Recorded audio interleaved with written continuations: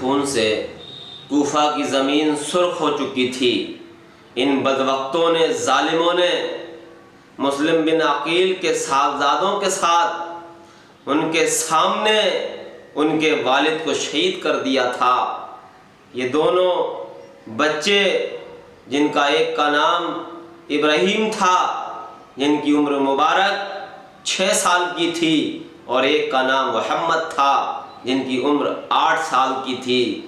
ان بچوں کے سامنے کوفیوں نے ان کے شفیق والد کو شہید کر دیا۔ اب یہ دونوں بچے ایسے بے کسی کے عالم میں ایک دوسرے سے گلے ملتے ہیں اور رونے لگتے ہیں۔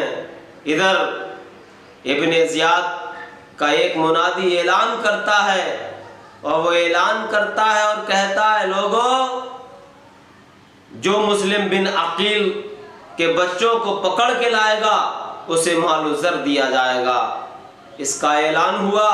اس وقت وہ بچے شہر قاضی کے گھر میں پناہ لیے ہوئے تھے۔ اس قاضی نے اس اعلان کو سنا، اس کا دل لرز گیا، اور اس کے سامنے دردناک منظر ناچنے لگا۔ وہ سوچنے لگے قاضی صاحب کہ کیسے ان بچوں کو ان ظالموں کے خونی پنجوں سے بچایا جائے۔ دیر رات تک اسی خیال میں رہے۔ پھر انہوں نے اپنے بیٹے، جس کا نام اسد تھا، اس کو بلایا اور کہا، بیٹا، ان بچوں کو راتوں رات یہاں سے نکال دو۔ کل عراقین سے ایک قافلہ مدینے کی طرف جائے گا، تم ان بچوں کو اس قافلے میں شامل کر دو۔ وہ قافلہ مدینے جا رہا ہے، اور وہ قافلے والے ان بچوں کو مدینے پہنچا دیں گے۔ وہ بیٹا ان کا، جس کا نام اسد تھا، اس نے بچوں کو لیا اور عراقین پہنچا تو معلوم ہوا کہ قافلہ تھوڑی دیر پہلے ابھی یہاں سے روانہ ہوا ہے۔ یہ بچوں کو لے کر اس قافلے کی طرف، اس راستے کی طرف تیزی سے دوڑا۔ کچھ دیر کے بعد کیا دیکھا کہ آگے قافلے جانے کی گرد دکھائی دے رہی ہے۔ اس نے بچوں سے کہا، بچوں، وہ گرد جو دکھائی دے رہی ہے اس میں جا کے جلدی سے شامل ہو جاؤ۔ اور یہ اسد وہاں سے واپس چلا آیا۔ بچے تھوڑی دور تک دوڑے، آگے جا کے کیا دیکھا کہ اب نہ قافلہ دکھتا ہے، نہ قافلے کی گرد دکھتی ہے۔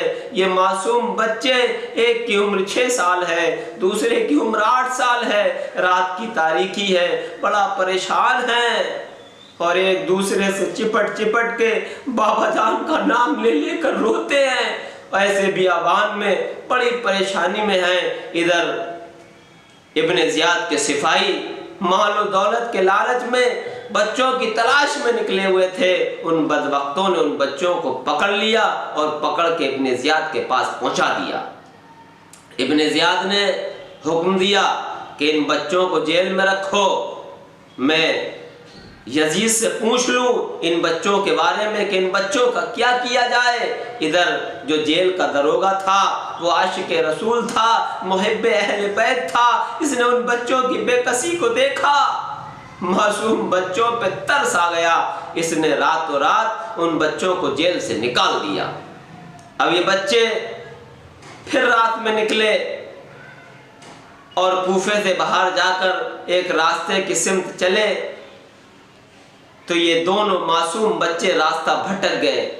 روایت میں آتا ہے کہ پوری رات یہ بچے چلتے رہے، اور جب صبح ہوئی تو کیا دیکھا کہ جس راستے سے چلے تھے یہ وہیں کے وہیں ہیں۔ اللہ اکبر! اب یہ بچے اور پریشان ہوتے ہیں، کہیں ایسا نہ ہو ابن زیاد کے سپاہی ہمیں پکڑ کے پھر ابن زیاد کے پاس پہنچا دیں۔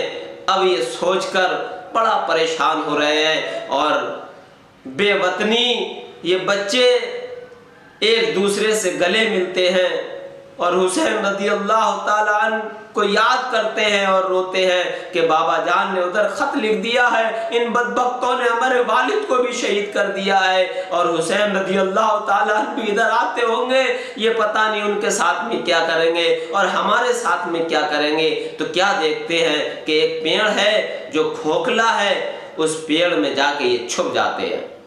ایک لونڈی وہاں پانی بھرنے آتی ہے تو ان بچوں کو چھپے ہوئوں کو دیکھتی ہے اور پوچھتی ہے بچوں تم کون ہو اور کہاں سے آئے ہو؟ یہ بچے ڈرتے ڈراتے بتاتے ہیں کہ ہم مسلم بن عقیل کے صاحبزادے ہیں اور ان کوفیوں نے ہمارے باپ کو شہید کر دیا ہے اور ہمیں بھی شہید کرنا چاہتے ہیں، اس لیے ہم یہاں چھپے بیٹھے ہیں۔ وہ لونڈی کہتی ہے بچوں پریشان مت ہو، مت رو، میں اس خاتون کی کنیز ہوں جو اہل بیت سے محبت کرتی ہے، چلو میرے ساتھ میں ان کے پاس لے کے چلوں۔ وہ لونڈی ان بچوں کو اس خاتون کے پاس لے کے جاتی ہے اور پورا معاملہ بتاتی ہے۔ وہ خاتون محب اہل بیت تھی، کبھی بچوں کو سینے سے لگاتی ہے، کبھی بچوں کو ماتھا چومتی ہے، کبھی بچوں کا گال چومتی ہے۔ ان بچوں کے چہرے پہ گرد و غبار تھی۔ اس محب اہل بیت عورت نے ان بچوں کو نہلایا دھلایا، دن بھر ان سے پیار کرتی رہی اور پھر شام کو کھانا کھلا کے ایک کمرے میں بند کر دیا اور اپنی کنیز سے کہا، اپنی اس لونڈی سے کہا کہ سن، اس راز کو راضی رکھنا، اس راز کو پوشیدہ نہ ہونے دینا، اور میرا شوہر اگر حارث آئے تو اس کو بھی یہ راز نہ بتانا۔ شام کو اس عورت نے ان بچوں کو کھانا کھلایا اور ایک کمرے میں بند کر دیا۔ ادھر دیر رات میں اس کا شوہر حارث آیا، بڑا تھکا ماندہ تھا اور تھکن سے چور چور تھا، آ کے بولا کہ مجھے کھانا دو۔ اس بی بی نے کھانا کھلایا اور اس نے پوچھا کہ تم دن بھر کہاں رہے؟ تو اس نے کہا کہ اے میری بی بی کہ ابن زیاد نے اعلان کیا ہے کہ مسلم بن عقیل کے بچے جو مسلم بن عقیل کے ساتھ آئے تھے وہ کہیں کھو گئے ہیں، جو ان کو پکڑے گا اسے مال و دولت دے گا۔ یہ جو اس کنیز نے سنا، اس خاتون نے سنا، اس کا دل لرزنے لگا اور کہنے لگی کہ حارث خدا سے ڈر، خدا سے ڈر، جہنم کی طرف مت جا بلکہ جنت کی طرف جا، اور تو یہ کیا کر رہا ہے؟ تو اس نے کہا کہ میں پورا دن ان بچوں کی تلاش میں رہا، یہاں تک کہ میں نے اپنا گھوڑا اتنا دوڑایا ان بچوں کی تلاش میں، میرا گھوڑا مر گیا اور میں پھر پیدل چلا۔ یہ بات جب اس خاتون نے سنی تو وہ تڑپنے لگی اور ان بچوں کا دردناک انجام سوچ کر ڈرنے لگی اور اپنے شوہر کو سمجھانے لگی، اے حارث اہل بیت سے دشمنی نہ کر اور یہ خیال اپنے دل سے نکال دے۔ لیکن حارث کا دل سیاہ ہو چکا تھا اور وہ تھکا ماندہ آیا تھا، سو گیا۔ ادھر کیا ہوتا ہے، رات میں وہ بچے کمرے میں لیٹے ہوئے ہیں اور کیا خواب میں دیکھتے ہیں کہ آپ کے والد مسلم بن عقیل رضی اللہ تعالی عنہ خواب میں تشریف لاتے ہیں اور بچوں سے کہتے ہیں کہ تم بہت جلد میرے پاس آ جاؤ گے۔ اپنے باپ کو دیکھتے ہیں، یہ بچے روتے ہیں اور ان کی چیخ نکل جاتی ہے۔ جب یہ چیخ وہ حارث سنتا ہے تو اٹھ کے بیٹھ جاتا ہے اور اپنی بیوی سے کہتا ہے کہ بچوں کے چیخنے کی، چلانے کی، رونے کی آواز کہاں سے آ رہی ہے؟ تو بیوی ڈر جاتی ہے، شہم جاتی ہے اور کہتی ہے حارث سو جا، پڑوس کے بچے ہوں گے، ٹہلتے ہوئے یہ کہتی ہے۔ لیکن یہ حارث اٹھتا ہے اور کمرے کی طرف جاتا ہے، کمرے میں کیا دیکھتا ہے؟ وہ دونوں معصوم بچے جس کی ایک عمر 8 سال کی ہے اور ایک کی عمر 6 سال کی ہے، دونوں آپس میں گلے لگ کر اپنے والد کو یاد کر کر کے روتے ہیں۔ یہ ظالم دونوں کے سروں کے بال پکڑتا ہے اور بال پکڑ کے ان کو مارتا ہے اور ان دونوں کو باندھ کے ڈال دیتا ہے اور کہتا ہے کہ میں جن کے لیے دن بھر پریشان رہا، اے عورت تو نے ان بچوں کو گھر میں پناہ دے رکھی ہے۔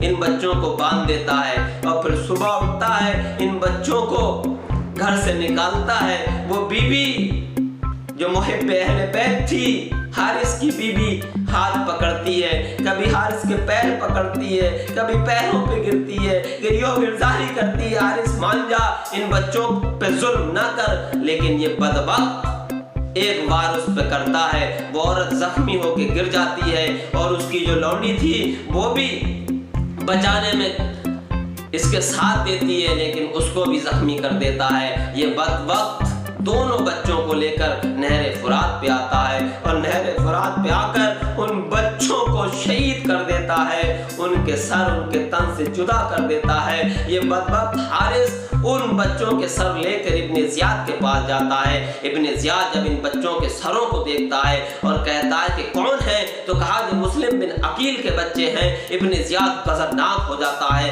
اور کہتا ہے حارث تجھ سے کس نے کہا تھا کہ ان بچوں کو قتل کر کے میرے پاس لے کے آ؟ میں نے تو یہ اعلان کیا تھا ان بچوں کو صحیح سلامت جو پکڑ کے لائے گا اسے انعام دیا جائے گا۔ پھر اس نے ایک شخص سے کہا کہ جو انجام ان بچوں کا اس نے کیا ہے اس کا بھی وہی کرو۔ جس شخص سے اس نے کہا وہ محب اہل بیت تھا۔ اس نے کہا ابن زیاد تو ساری کائنات کی دولت بھی دے دیتا تب بھی میں اتنا خوش نہ ہوتا جتنا خوش آج میں ہوا ہوں جو تو مجھے حارث کو میرے حوالے کر رہا ہے، جس نے اس نے 6 ماہ 6 سال اور 8 سال کے بچوں کو شہید کیا ہے۔ پھر یہ شخص اس حارث کو نہر فرات پہ لے کے آیا۔ نہر فرات پہ اس نے سب سے پہلے اس کے پیر کاٹے، پھر ہاتھ کاٹے حارث کے، پھر پیٹ چاک کیا، اس میں سے اس کی آنتیں نکالی اور پھر اس کی آنکھیں نکالی اور پھر اس کا سر تن سے جدا کر دیا۔ روایت میں آتا ہے مسلمانوں جب حارث کا یہ پلید جسم اس نے نہر فرات میں ڈالا تو ایک موج برپا ہوئی اور اس کی لاش کو اس پانی نے باہر پھینک دیا۔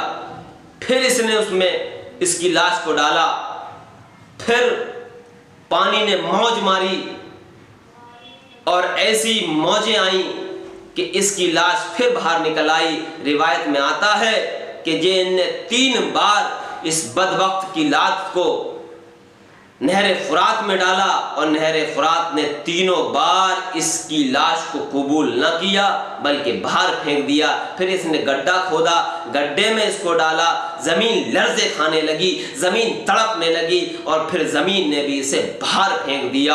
اللہ اکبر! اس بدبخت کی لاش کو نہ نہر فرات کے پانی نے لیا نہ زمین نے لیا، زمین نے بھی اسے باہر اگل دیا۔ مسلمانوں قصہ طویل ہے، مختصر یہ ہے کہ اس کی لاش کو نہ پانی نے لیا نہ زمین نے لیا، پھر اس نے لکڑیاں لا کر اس میں اس کو جلا دیا۔